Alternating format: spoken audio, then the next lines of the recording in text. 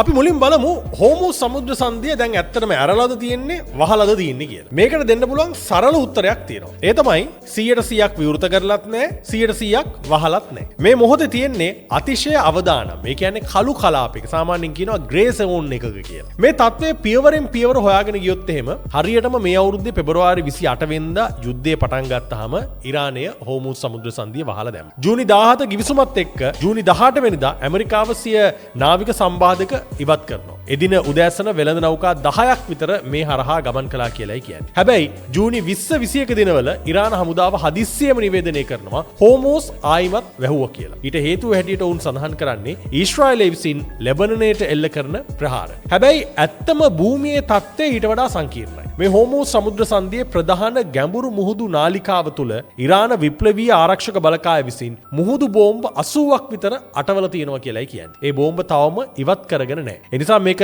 සාමාන්‍ය මුහුදු මාර්ගයක් හැටියට තාම භාවිතා කරන්න බැහැ කියලා තමයි ඔවුන් සඳහන් කරන්නේ. දැනට ගමන් කරන මේ සුළු නෞකා ප්‍රමාණය ගමන් කරන්නේ ඕමානයට සහ ඉරානයට අයත් නොගැඹුරු වෙරළ තීරයට කිට්ටුවෙන්. යුද්ධයට කලින් සාමාන්‍යයෙන් දවසකට නැව් 60ක් විතර මේ මාර්ගයේ ගමන් කරලා තියෙනවා. අද ඒ ප්‍රමාණයෙන් 15%ක් වගේ සුළු ප්‍රමාණයක් විතරයි ගමන් කරන්නේ. ලෝකයේ ප්‍රධාන පෙළේ තෙල් සමාගම් තවමත් Tamanගේ නැව් යවන්නේ දින 14ක අමතර කාලයක් වැය කරමින් අප්‍රිකාවේ කේප් ඔෆ් ගුඩ් හෝප් හරහා. මොකද අර මුහුදු බෝම්බ වලට අහු වෙලා Tamanගේ නැව විනාශ කරගන්න කවුරුත් කැමති නෑ. ඊට වඩා අර වැඩිපුර දින 14ක් ගත කරලා හරි ඒ කාලය සහ මුදල් වැය කරලා හරි යන එක ඔවුන්ට හොඳයි කියලා හිතනවා ඇති. දශක ගණනාවක් තිස්සේ බද්ධ වෛරක්කාරීන් වුණු ඇමරිකාව සහ ඉරානය එකම මේසයක වාඩි වෙලා මේ ගිවිසුමට ඒම ලෝකයට ඉතා සුබදායී අවස්ථාවක්. මේකට ප්‍රධාන හේතුව මොකද්ද? උත්තරේ තමයි දෙපාර්ශවයටම දැන් මේ යුද්ධෙන් ආර්ථික සහ මිලිටරි ලොකු හානියක් සිද්ධ වෙලා තියෙනවා.